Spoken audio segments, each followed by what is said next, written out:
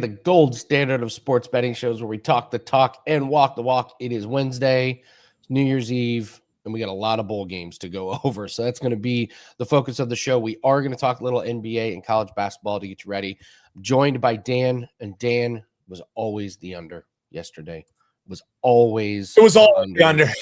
That was nice rocking chair winner for us here, getting us to 10-4 on the WTF and LFGs. I'm scrambling now though, Andy. I gotta keep up the reputation that we have set for ourselves here on the play that nobody ever follows on this show, except you, of course, tailed with us yesterday. Today, man, first things first, Happy New Year, everyone. If you're celebrating tonight, make sure you're being safe. We have a hell of a show to send us into the new year. The final show of 2025 will not only have one guy who spells his name Bryan.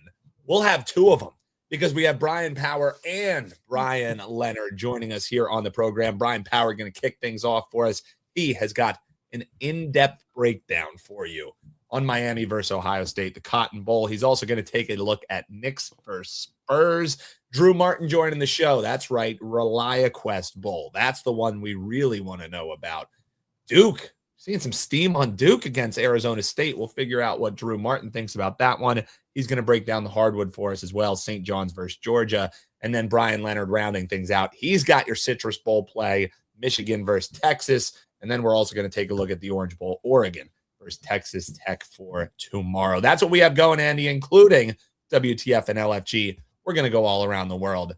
This is how we end the year here on WagerTalk Today. Yeah, and guys, please hit the like button. Prez did a great job telling you why it's so important we get those likes up. So please hit the like button. And for no other reason, you hit the like button because we got Bryan Power. And Bryan has gotten Bryan. You got hit the like button for that sweater, Andy. For that sweater, it's a beautiful alone. Sweater. Yeah, it's like the new age Mr. Rogers. Like it's fresh but classic. I will be your neighbor, Bryan. Oh, would you now? Okay, I'll tell you. Hey, it's a lot cheaper to live in Ohio than California, from what I'm told, Dan. So maybe you were asking for financial earlier. There you go. Won't cost you a nickel there. Cheaper to live in Ohio than California. All right, Bryan, you got the big one. You got Miami, Ohio State, and then we're just going to casually give you Knicks and Spurs, two of the hottest teams in the NBA to talk about. Sure. Bring us 2-0 on these plays, but we're going to start with the big one. We got Miami, we got Ohio State. Ohio State coming in at -9.5, over under at a putrid 41, but it makes sense. These Ohio State Buckeyes play some intense defense. What's your breakdown on this game tonight? A putrid 41. You see right there the numbers on the screen, guys. Ohio State -9.5, over under 41. It is interesting. Of the four college football playoff quarterfinal matchups, this game has both the highest spread and the lowest total. I'll let you all know right off the rip. I do not have a very strong conviction on the side of this game. My power rating's right in line with the market here. I got Ohio State -9, so just a half-point difference from the current number. Not enough of an edge for me to bet. So let's talk about this putrid total instead, Andy. You can count me among those who believe that points are likely to be at a premium tonight in Arlington, Texas. I'll start with the obvious. Ohio State, you mentioned it off the top. Outstanding defense. The Buckeyes have held all 13 opponents this season, guys, to 16 points or fewer. That's why Miami's team total currently sitting around 14.5 for this game. By the way, 8 of Ohio State's opponents have been held to 9 points or fewer this season. So do not expect Miami to have a lot of success offensively in this game, which I don't think is a bit of a stretch. You go back to their first round win over Texas A&M. The Canes only put up 278 total yards and 12 first downs in that game. Did not score a touchdown. It was the game's only touchdown until very late. Really, if you go back and watch that game, and I'll just save you the time here. The entire offensive game plan for Miami was just finding creative ways for Malachi Toney to get involved, just, whether it just be pitches or screens. I think the Buckeyes, this defense is going to be ready for that, guys. And also in that A&M game, I thought Miami needed to feed running back Mark Fletcher more, but here against this Ohio State defense, I don't think feeding Fletcher more necessarily is going to be that much of a game changer. I also don't think quarterback Carson Beck, quite candidly, is very good for Miami, so that's a problem. All that being said, I think there is still a path for Miami to cover the number here, and that's because of its own defense. Ferocious pass rush, 7 sacks, 9 tackles for a loss in the win over A&M. They did not allow a touchdown the entire game. And while Reuben Bain Jr. gets most of the headlines, guys, I think we all saw what a difference Keontae Scott is for this Miami defense when he is on the field. I think he's somebody who can really make a difference on Sundays when he gets to the NFL. And if there is one weakness of this Ohio State team, right side of the offensive line, circle that. The starting right guard is out. Buckeyes allowed 6 sacks to Indiana in the Big Ten championship, so I don't expect a big point total from them either. Ryan Day is calling plays for Ohio State. Make sure you're aware of that. Brian Hartline, the OC, he took the head coaching job at South Florida. He's going to go back to simply managing the wide receiver room, which he obviously did a very excellent job of prior to this season. I know it's a low total, Dan and Andy, but it's low for a reason. If game script-wise, if Miami's to win or at least cover here, it's going to be because it's a low-scoring game, right? Conversely, Ohio State covering this number probably means they didn't give up many points. So not a lot of – so, yeah, I count me, like I said, among those who think it's going to be a low-scoring game. I think the best angle to take, though, and I know this is pretty popular. We were talking before the show, under in the first half. Ohio State's number 1 in the country in points allowed in the first half, just 3.9 points per game allowed in the first half, while Miami right behind them at number 2, allowing just 4.5 points per game in the first half. I had the first half under when Miami faced A&M. It does not get much easier than that. It was 0-0 going into the break. You wish they could all be that easy. We had Miami outright as well. 8-2 start to the Bulls. Oh, by the way, for yours truly. And one final point I'll make, both kickers kind of suck for these teams. We saw the kicker for Miami go 1 for 4, Carter Davis against A&M, and then Jaden Fielding for Ohio State. I think we all remember, it was a little bit ago, but as soon as I bring it up, we'll all go, yes, I remember that. He missed the chip shot in the Big Ten championship. So my official lead here, first half under 20.5. I mentioned I'm 8-2 in the Bulls, guys, 23-10 with all college football since November 1st. We do have a 5% play on New Year's Day, currently available at wt.buzz/BP. Bryan, how much do you put into account that the Big Ten championship game against IU? I put 0 into it. My thought going into that game was I thought both teams got bigger fish to fry, especially Ohio State. I don't think they're going to show that much. It meant more to Indiana than it did to Ohio State. Do you put any stock into that game? Do you think there's any takeaways that affect the point spread total on this game? I mean, if you're alluding to the fact that Ohio State maybe called kind of a vanilla game plan, they didn't want to put much on tape, I would concur with that.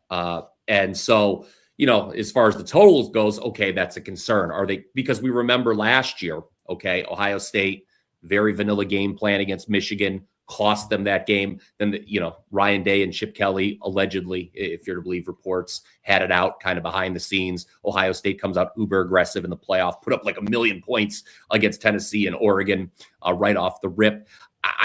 Here's a difference, though, Andy and Dan. Last year, Ohio State had Will Howard at quarterback. Now they have Julian Sain, and they also had a stronger offensive line, Ohio State, last year. Going against this Miami pass rush, I do think it is a concern for the Ohio State offense. As talented as that receiver room it always is, I don't see Ohio State putting up a big point total against this Miami defense. Yeah, I'm with you. Joey says the Buckeyes played 2 real defenses and looked trash. Texas and IU. This OSU team is garbage.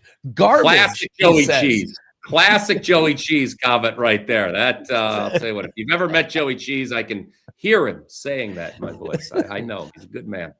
Thanks for joining us, Joey. Happy New Year to you. Happy New Year to everybody in the chat. I have to laugh. Block says, "Hey Andy, it's New Year's, not 4th of July." Listen, I'm wearing the red, white, and blue shirt. Is there a New Year's Eve themed shirt? Is there color? Shirts off. Shirts are optional on New Year's Eve. Yeah, well, I mean, maybe if anybody wants that. No, not in my household. I'll tell you that. But whatever. I'm too old. Maybe once upon a time we did that. But, well, let's go to the NBA here. 2 teams that look poised to make playoff runs, and the Spurs.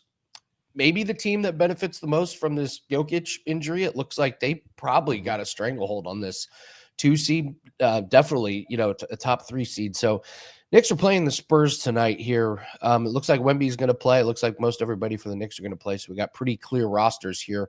What's your take on Knicks and Spurs, Bryan?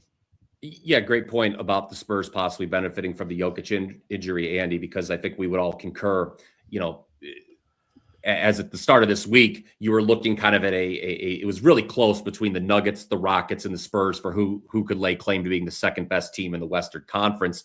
The Spurs have dropped back-to-back games after a 5-game win streak that included the back-to-back surprising wins over OKC prior to losing the last 2 games, both of which here at home, by the way, to Cleveland and to Utah. The Spurs' previous loss, well, it was in the NBA Cup final to these very Knicks. So perhaps more so than normal, we do have a legit revenge angle tonight in the NBA.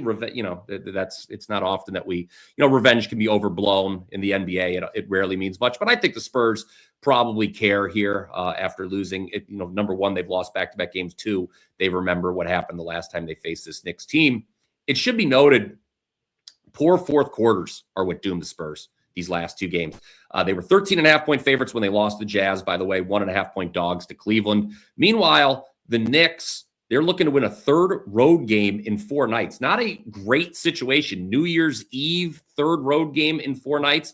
They did not cover the spread, the Knicks, either of those last 2 victories, by the way. And this is the second night of a back-to-back. They were down as many as 10 in the second half last night. New Orleans won that game 130-125 eventually. Guys, I would play the Spurs here, not just because of revenge and the fact the Knicks are on the second night of a back-to-back, but as you both know, the Knicks are not the same team on the road as they are at home. Yes, they've won the last 2 nights, but I mentioned they did not cover. Okay? This is a team that's 15-2 straight up at MSG, just 7-7 straight up on the road, even with those 2 wins the last 2 games. And then they're a league worst 3-11 against the number on the road, the Knicks. That's something that you're going to want to file away, including 0-3 against the number as a road dog. If you're more juice tolerant, I would say go ahead, find a cheap money line here to play. When I was doing my notes about a half hour ago, I saw -120 at a pretty popular place. So I would take that with I think San Antonio wins this game. All right, Bryan. You got we did the blitz yesterday, correct? That's still up. It is in the can, industry term, Dan. It recorded, so people can check this out on the WagerTalk YouTube channel. Again, comment down below if you missed us live. We'll be checking the comments section. So any questions on those bowl games? We've got obviously the 3 more quarterfinals tomorrow, New Year's Day. We've got some interesting games on Friday as well. And again, guys, 5% max bet for me on New Year's Day. We're 8-2 in the bowls. That's number 2 overall, 23-10 in college football since November 1st. It was last year. I remember New Year's Day quite well. We had a 5% max bet as Ohio State absolutely dump trucked Oregon in the Rose Bowl. Hoping to start 2026 off on the same note. 5% max bet, WT.buzz/BP. Bryan Power. Love it when Bryan uses the phrase "in the can." Yes. Always. Yes. It is an industry term, like I said. I'm learning, Dan. Industry term. You can use that phrase in multiple industries, Bryan. Yes, you can. What do I know about that? Enjoy your Bryan. New Year's Eve, Bryan. You too, guys. Thank you so much. Andy, one thing I wanted to say, we got Drew Martin waiting in the wings. And, of course, he will be breaking down the Sun Bowl. The ReliaQuest Bowl is actually going on as we speak. Iowa currently up 7 points over Vandy at Raymond James Stadium down in Florida. We're going to be talking the Sun Bowl, Arizona State versus Duke. I don't know if you saw the back end here with WagerTalk, but everybody loved that Xmas 2-5 special so much, Andy. Bryan was just mentioning what he had up. New 25. Everyone was really enjoying this special that they had 25% off anything, even discounted packages. All you have to do at checkout at any of these capper pages, Andy, Bryan, or Drew, use that code NEW25 and you can take 25% off. Huge deal, man, as we're ringing in the new year here, right? You have anything up already for clients? I have one NBA play, but I'm going to give it out on the on the all around the world. Actually, what a man of the people, Andy. Yeah, I got a 5% UFC bet that is going to go up. That play isn't out for a couple weeks, so I'll put it up tomorrow, right after the first of the year, to get 2026 started off on the right foot. But yeah, lines are coming out. That event isn't until January 24th, but we got to get this play in to get the best of the number. So lost my $5 best bet last night, Dan, in excruciating fashion. The write-up was Jake LaRavia over his points. And the thinking was the books didn't adjust his point total, but we knew he was going to play a lot more minutes because he was not coming off the bench. He's starting, and he played more minutes than any person in the game, played 38 minutes. LeBron and Lucas shot it like 40 times. He didn't get the production. He didn't get there. If you'd have told me he was going to play 38 minutes, I'd make that bet a million times. So I let everybody down. I apologize, but appreciate you guys joining in for that one. 1 of 5 from 3-pointers. It was a bummer. So that's brutal. I will tell you guys this. If Rui continues to be out and he starts again in the next game, just go right back to him and play him over. We saw how many minutes Jake LaRavia is going to play. He's going to play 30-plus minutes. So, I know we lost a $5 play. Play it the next game if he's in the starting lineup. We'll talk about it on the show as well. So, that's a way. I blame Jesse. I blame Jesse Shule. That's that's the way that I'll do it. But you know who I won't blame is our man, Drew Martin, joining us here on the program. Auburn ablazed on the lid there as the alum. We got a little hardwood action for the folks. People want to know St. John's in Georgia. We're heading into that part of the year, Drew, where that's going to be top billing here coming up on WagerTalk today. But let's start off with the Sun Bowl. I'm interested on hearing your handicap because now we're seeing Duke over a field goal favorite. I think 3.5 is basically the market consensus that we're seeing here. For Duke taking on Arizona State. Yeah, 3.5 painted, minus 108, minus 105. So you can call it 3.25. How are you looking to bet this game, man? I think it's an interesting handicap. Who has the motivation in this one? Duke versus Arizona State. How are you betting it, Drew? Yeah, sure, Dan. I mean, who doesn't like heading down to the border for a little Sun Bowl action in El Paso, Texas? And I'll tell you, Dan, sometimes we forget this is our ACC conference champion, Duke Blue Devils, and the market liking them. Last night, DK was dealing a -3 flat, but you're right. It's about 3 and a hook across the board. That's the only way I could look at this, Dan, is towards the Blue Devils. I mean, Manny Diaz has his team peaking at the right time. Quarterback's playing. They beat Virginia in that ACC conference championship game. Virginia came back, bounced back in the bowl game, knocked off their SEC opponent in Missouri, looking pretty good. A plus B doesn't always equal C in bowl season, but it is something to notice. And they're up against Arizona State. This is the other side of the equation. I would say as important. Arizona State is losing a bunch right now. They're playing kind of with their second stringers at a lot of positions, including their quarterback who's banged up, and Sam Levitt. He's also looks to be transferring. Their best player, wide receiver Tyson, likely a first round pick in the NFL draft. He's not going to be playing. They likely got Jeff Sims, who's been in college for seems like 10 years by now. He's going to be taking snaps here for the Sun Devils. I don't think it adds up. I know they're both 8-win teams. I just think Duke a little bit better positioned here to win this game. So in the Sun Bowl, El Paso, Texas should be a fun one. I would lay the number -3 in the hook with the Duke Blue Devils, Dan. Don't fear the steam. Don't fear the hook, says our man, Drew Martin. And Drew, before we start talking hardwood, you heard us talking about that new 25 special that we have rocking right now. Take 25% off anything over at the site. How's bowl season been going for you? How's college basketball been going? And when people head on over to your page, what are they going to find, brother?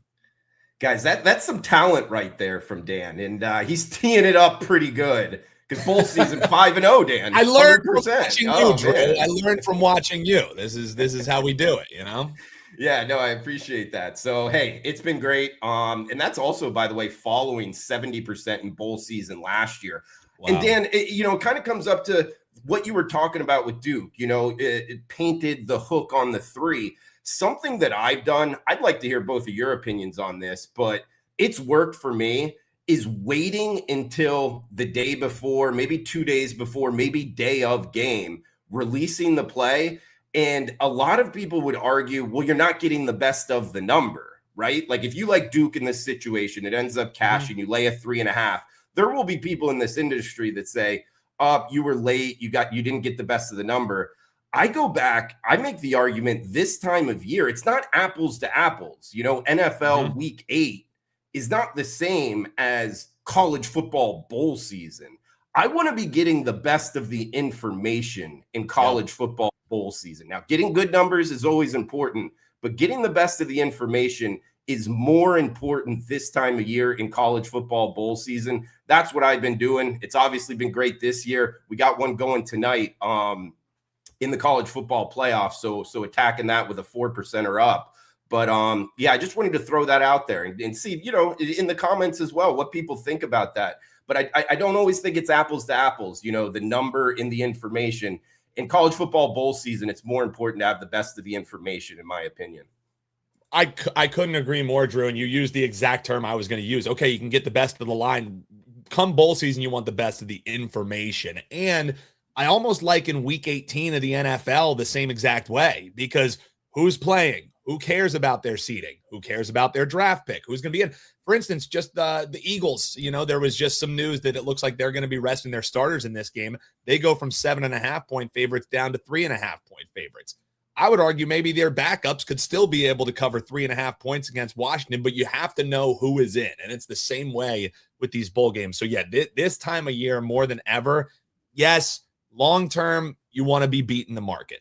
That's the game that we all play, right? You have to get your closing line value. You want to have the best of the number, but best of the number doesn't matter if you got the best of the number and the starting quarterback isn't going to be playing, So I think a great point that you make there, Drew. And comment below and let us know, how do you attack bowl season? We talked about it at the top. Now that we're rolling through the end, let us know what you guys are thinking as well.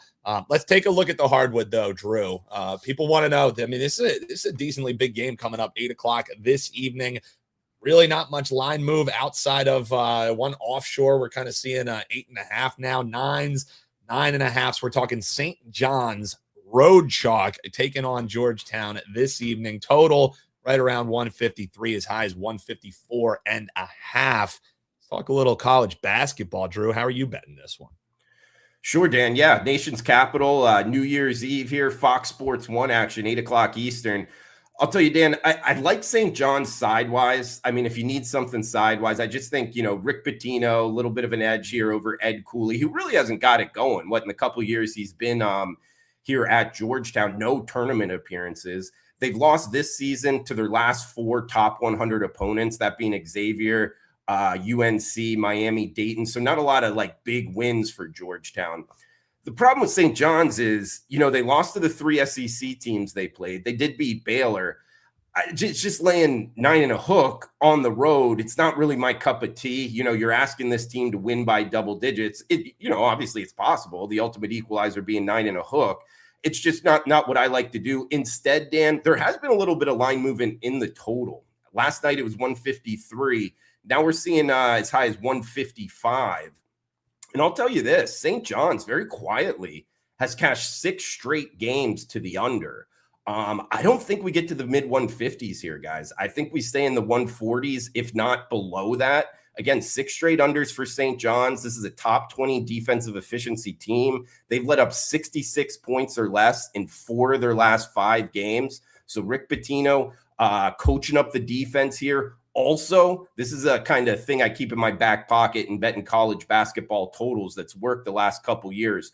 Early conference scheduling, I look under. And sure enough, this is the first Big East Conference game for both of these two teams. Ed Cooley, Rick Pitino going to be preaching, get back on defense, a little bit slower game come early conference college basketball season. So what I'm getting at, guys, 155. I think it's too tall. I don't think we get there. I think we stay below. And lastly here, these two teams, playing in the Big East Conference last year, both games stayed short of 120. So it's been low scoring in this series. St. John's, Georgetown, under 155.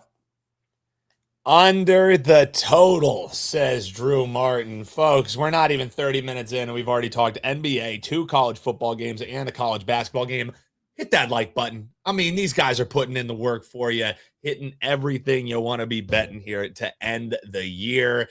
Drew, always a pleasure, man. Happy New Year to you. One more time on the way out. Remind folks about that bowl record and what we got rocking.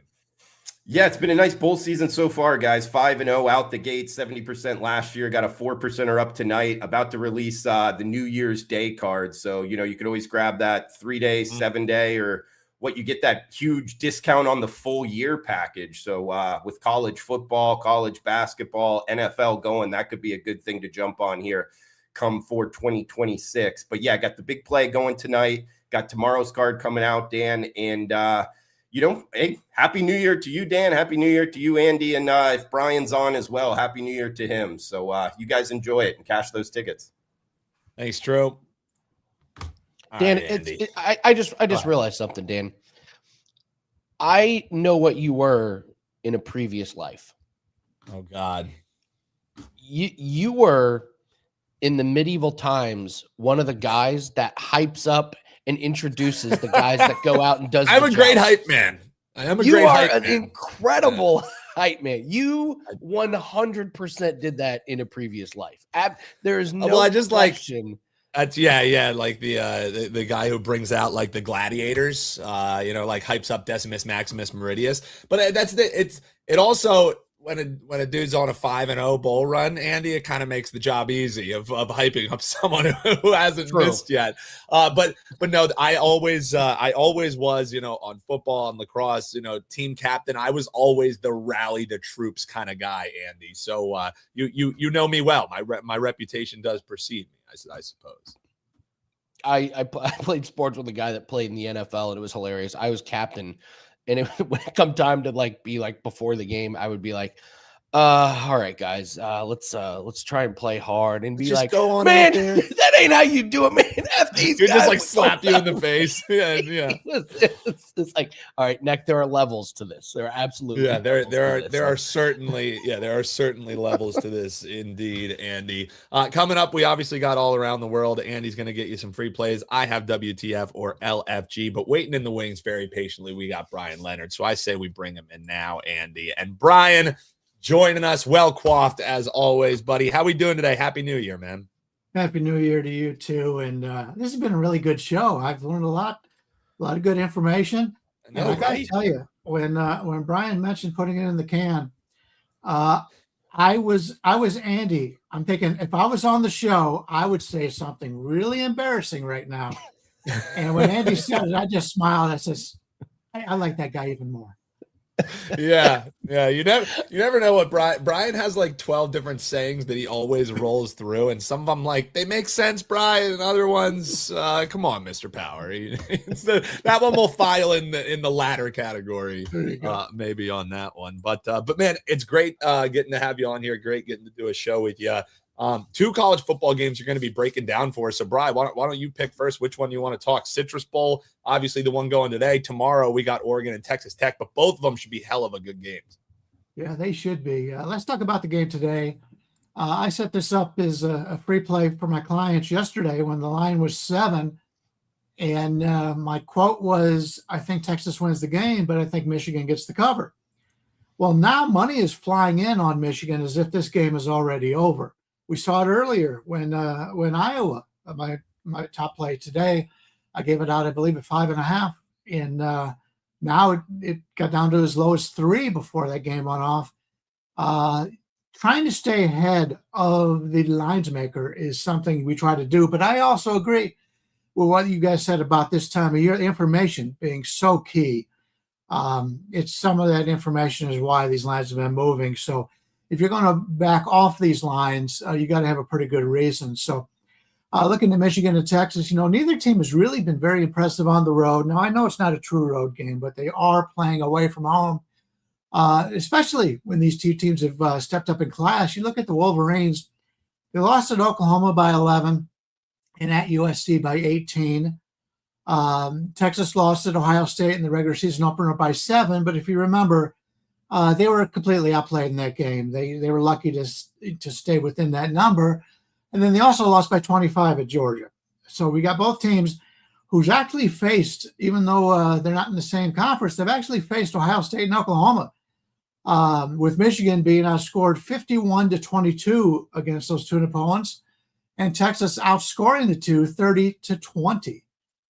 Michigan's really upgraded with the new coach, Kyle Whittingham. I thought that was maybe the first or second best signing in the offseason.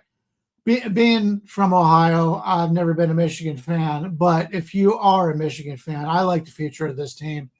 But he's not going to be on the sideline here. Interim coach Vic Poggi has been promoted from within to run the team in this contest, and we always have to talk about guys that are no longer there. Two of the Wolverines' top defenders, Derek Moore and Jayshawn Barham, have opted out. Those are two big losses on the defensive side for Michigan here. Texas won at Michigan a year ago, by the way, so this is a bit of a revenge game here for Michigan.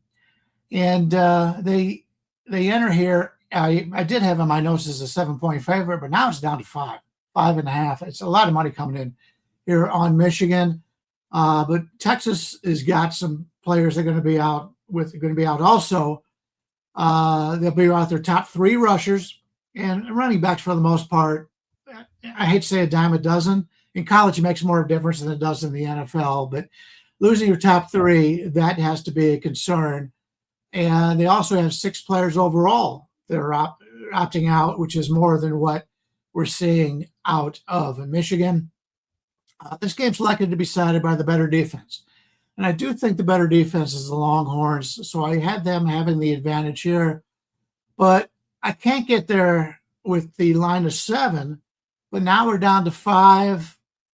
Going through 6 and 7, I hate to be a stickler I'm an older guy, I hate to be a stickler for key numbers, but that means a lot. So I originally liked Michigan at the 7, and I hope my people that got to the free plays yesterday were able to get the 7. But right now, I said Texas was going to win, but now if you like Texas, you don't have to lay the 6 or 7. You can get them at 5, 5.5. It makes it more of a tougher handicap. I like Michigan better at +7. I still lean that way a little bit. As long as you're catching 4.5 or more, I think Michigan's the way to go here. But hate to lose the 6 and 7. But as was said, the information is telling you that Michigan's the right side here. Yeah, pretty massive line movement for a big bowl game like that. Tells a big story. So this is a fascinating game to me, the Orange Bowl. We got Oregon and Texas Tech. Can't wait to watch this one. Actually, my Hoosiers went into Oregon and beat Oregon. I don't know what the quarterback's going to do with the NFL draft. So we got Oregon here, less than field goal, -2.5, over under 51.5. Bryan, what's your take on this game? Yeah, I can't wait. This is my favorite ball game of the season. I'm excited about this one, even though we're from Ohio. I think this is going to be the best matchup of the bowl season. These two teams combined to finish the regular season with a 9-1 record against top 50 competition. They've been very good. The lone loss is a 30-20 home defeat for the Ducks against Indiana, as you mentioned, and I had Indiana in that game. I liked the situation for Indiana. I thought they were the better team, and they've looked really good on the road this year, so I backed them in that game and got the victory. But both teams have performed very well against good opposition, and it's tough to find fault with either of these two teams when you break down what they do. They're both well-deserving of this game, and as I said, I'm very excited. But every time we try to break this game down from a side perspective, I can't find a legitimate edge of this number. Now, I know Oregon's taking a little bit of money. We're seeing 2.5, maybe leaning a little bit towards the 3. If I can get 3 at -110, I may have to put on a bet here, a bet on the underdog Texas Tech. But right now, I'm just sitting back, and I want to look at the total. I think the value is in the total right now. Let's take a look at that. It currently sits at about 51.5. Yes, both teams have had terrific offensive seasons, no doubt about it. But the majority of the games in which they did very well offensively was against lesser teams and weaker defenses. When facing the best of the best, both teams relied on their stop units. Oregon against Indiana, Iowa, and Washington, 3 teams that I have in my top 20 in college football. Oregon against Indiana, Iowa, and Washington. They gave up point total. There was a total points in those games of 50, 34, and 40. Texas Tech played 2 games against top 20 opposition. That was Utah and BYU. In those games, 44 and 36 points were scored. So I expect, even though we know both teams have the ability to score offensively and score in a hurry, I expect this to be more of a playing for field position type of game, especially when we take it the first half of this game. We see this a lot. Ohio State's playing a little bit later today. They in Miami are basically very slow scoring in the first quarter, feeling out periods. I think we're going to see that in this game as well tomorrow. Both teams close to the vest. So I'm going to look at the under 24.5 in the first half of this game. Like the team total game to go under as well. But we're always looking for key numbers. And if we can get 24.5 in the first half, that's what I'm looking to play. That's my best bet right now on this game. Although, like I said, I do like the under in the game. And if I can catch 3, I like Texas Tech. But I'm very excited about these two teams. You know, I know you're an Indiana fan. I'm an Ohio State fan. Other than those two, I think Texas Tech could surprise and win this whole thing. We'll have to see. But I can't wait for this game to be played. You like your Buckeyes? You like your Buckeyes' chances here in the playoffs? I like the Buckeyes, and I was in agreement with the Indiana when they played Indiana. That was coming off the Michigan. A lot of people didn't talk about that. True. That was the big game, and they knew they were going to play Indiana again for the later on. So the Indiana wanted that game more than Ohio State did, but they were very impressive. Indiana's just as good as Ohio State is when you take a look at power ratings. It goes anywhere from like a 2-point advantage either way from a lot of the guys I respect. So those are clearly the two best teams in college football. And without Notre Dame in there, Texas Tech and Oregon are right up there as well. Bryan, we got a lot of specials going on. We got this new promo code NEW25, take 25% off anything. How can we use this on what you have up at WagerTalk? Yeah, I've played a lot of games lately. I've expanded the quantity of my games because I'm seeing the games very well. I've got a winning record in every sport, 23-10 recently, 12-4 in the bowl games. And as I said, I've got Iowa up there right now. We've got 2 more bowl games. We've got 3 hockey games. We got 2 games in college basketball and 1 game in the NBA today. So grab that full day special and you get it for 25% off. In fact, you're probably better off just getting an extended amount of time because I have been putting out more plays than I normally do. And I will do that once in a while when I'm seeing the card. If I'm not doing well, that's when I cut back. I don't want to cost anybody be on a losing streak and start putting up 7 plays. So if you like a lot of plays, that's what's going on with us right now. And because of the specials we've been having, a lot of guys are signing up for extended periods, some full seasons, some full 12 months. So a lot of that going on right now, and I appreciate that from everybody. But it's been great. The last 5 months, I'm over 100% profit. So I've doubled everybody's bankroll in the last 5 months, even a little bit more than that. So let's keep it going. And I've got a big day scheduled for today, and hopefully Iowa comes in for us, and we can catch the rest of these games. Nice work, Bryan. Bryan Leonard, great breakdown, great last 5 months. So congratulations on the second half of 2025. Looking forward to a big 2026. Good luck to your Buckeyes, unless they face the Hoosiers, and then I hope they lay an egg. All right, guys. Thank you. All right. That was a great backhanded compliment out of you, Andy. I hope you have a great game, and then I hope you lose. Yes. All right. So Bryan has doubled bankrolls last 5 months. I did not double people's bankrolls last night. That's for sure. But if you followed the under, Dan, in that disastrous game, did you watch any of that game that we had the under on the Coastal Carolina? Oh dear God, no. It was scoreboard checking for me. That was it, Andy. I couldn't do it to myself. 25 penalties for 228 yards and they let a lot go. Like they let some of the most hilarious, there was one because they were like, we can't keep calling this. This game's gonna be 9 hours long. The refs were so fed up at the end. They were just like, and it was like, just don't make it obvious. And then the guy would rip a guy's helmet off with a face mask. There was one play in particular where The offensive player is going for a deep ball and just shoves the defensive player. And as the defensive player is falling down, he just grabs the arm of the offensive player, drags him to the ground, and the ref is looking, and he just doesn't throw a flag. He's like, you know what? You guys both fouled the shit out of each other. I'm just not throwing a flag. Play on. So it was wild. So, but That's the under, insanity, dude. the under was pretty much never in doubt with those two. Yeah, no, that was a nice rocking chair winner for us. We love to see Fumbling that. Fumbling and bubbling their way up and down the field. What do we have for WTF LFG today? So, Andy, I mean, I've been kicking around. So we're coming in here, ending the year, 10-4. So we've hit both of our plays to start this week, 2-0 start to the week here. So let's end it with a winner. Initially, I was actually looking towards fading the common conception in this Miami and Ohio State game. Bryan Power comes on. His play he gave out was looking towards the under in the first half.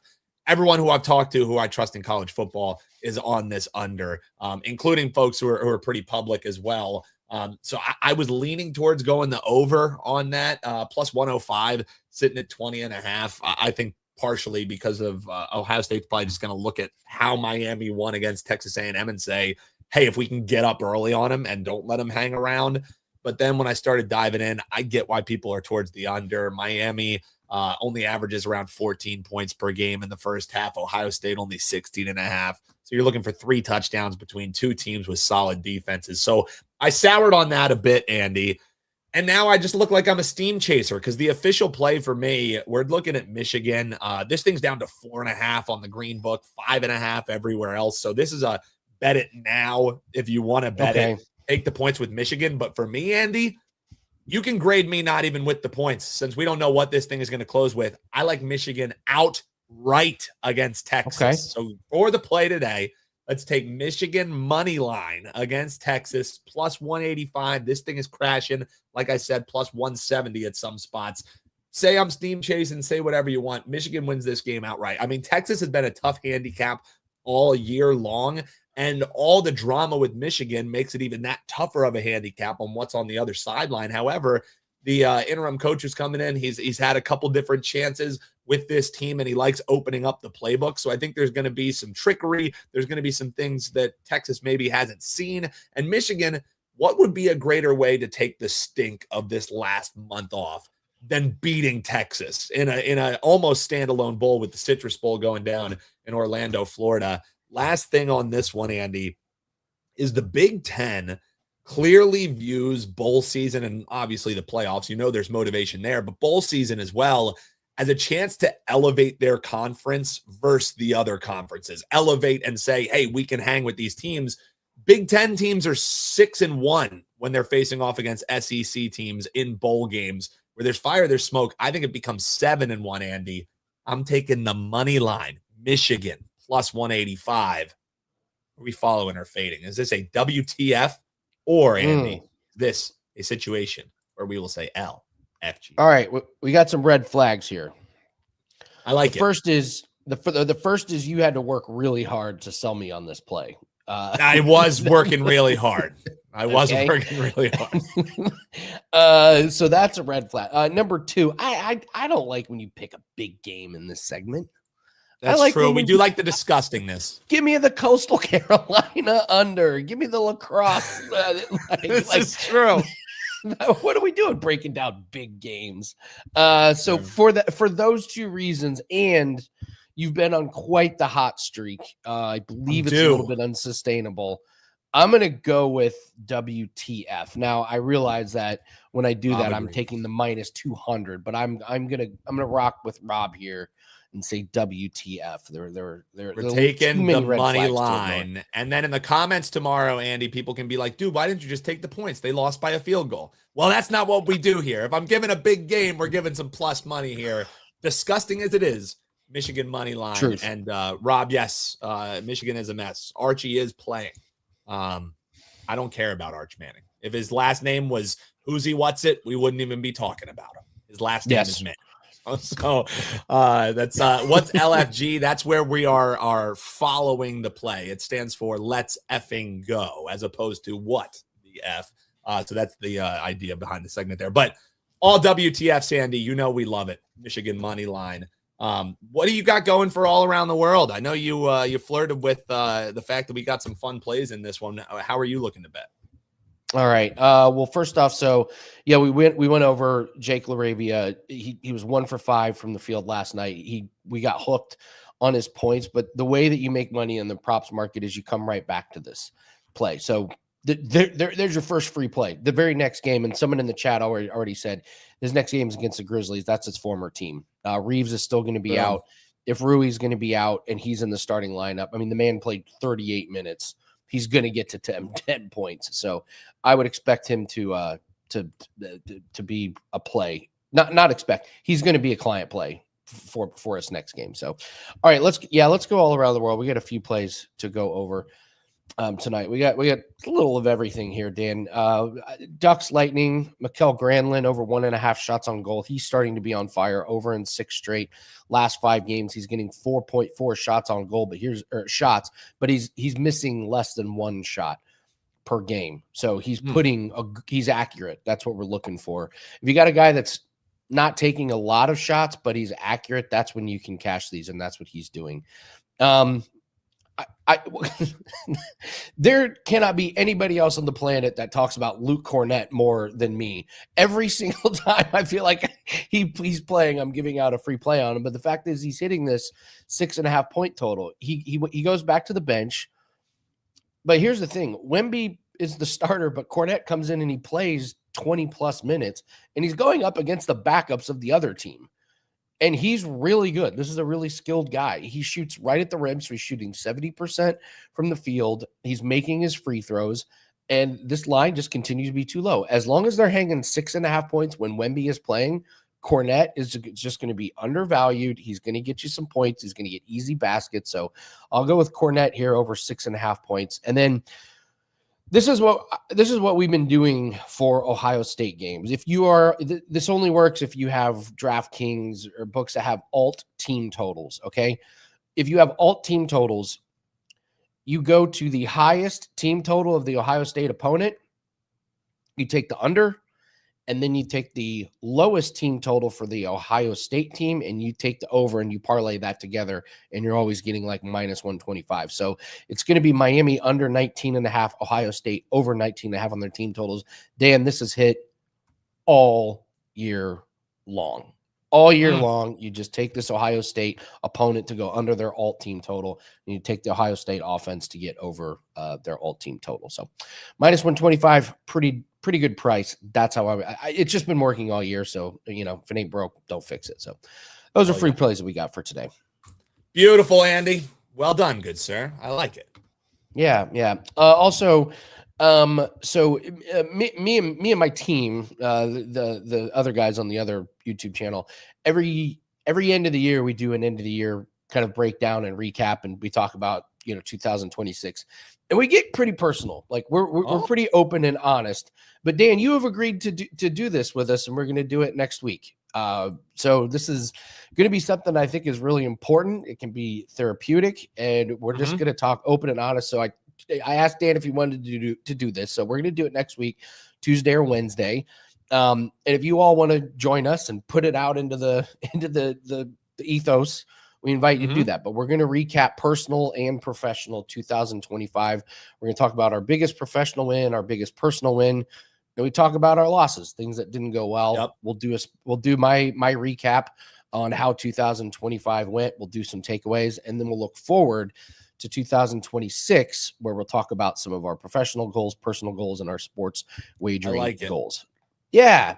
It's good. Every time we do it, it's important. And yeah, the world keeps turning. So is it that crazy, when you're turning the page to another year? Not really, but it's a good chance if you do take stock and you do reflect.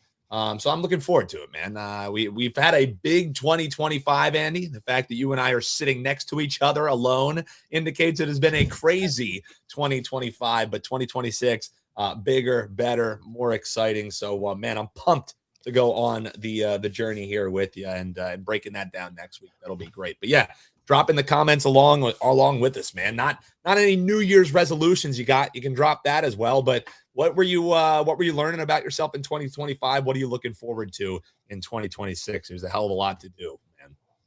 Yeah, we'll do that next week. So that's going to do it for us today. Again, please hit the like button. It means a lot to us. Really helps the algorithm. It helps the channel out. And it doesn't take any time. So whether you're watching it live, whether you're watching it afterwards, just please hit the like button every single day. It's going to be 2026 tomorrow, Dan. Oh, insanity. I can't wait. I'm going to be messing up writing the date for at least 3 months. At least 3 months.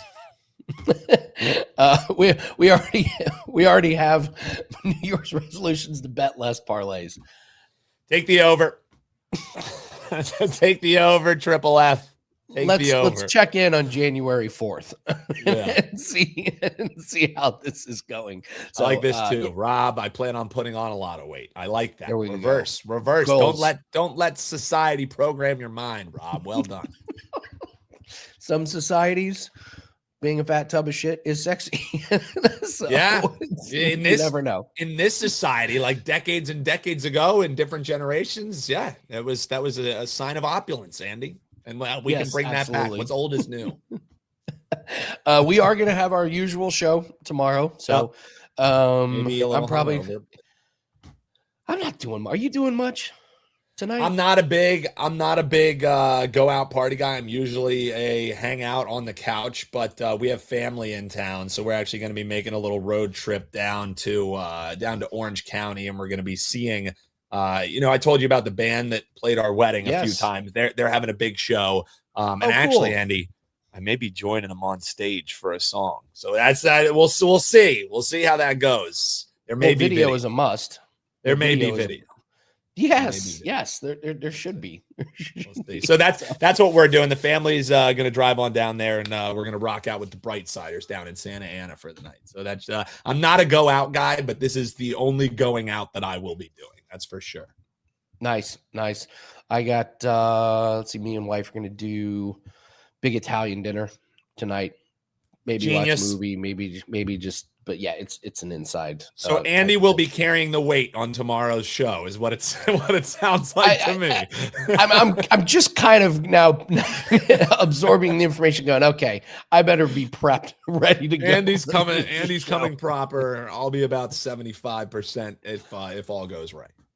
No, all good. Be safe out there, guys. Wake up and let's get after it in 2026. You've been drinking, hopping in Uber, a Lyft. Just be safe and have a great one, guys. We appreciate it. Absolutely. Thank you so much. It's been a great 2025. We'll see everyone tomorrow in 2026. Good luck on your bets. See everyone tomorrow. Take care.